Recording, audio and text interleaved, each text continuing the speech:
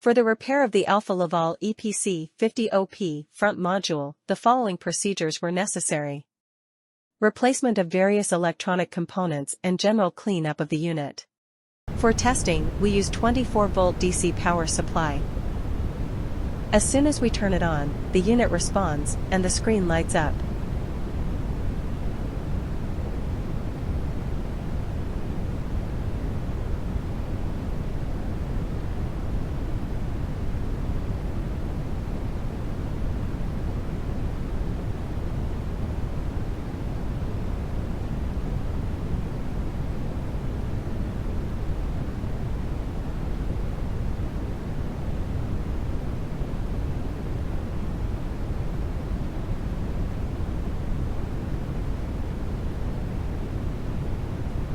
The error message is due to the absence of additional units.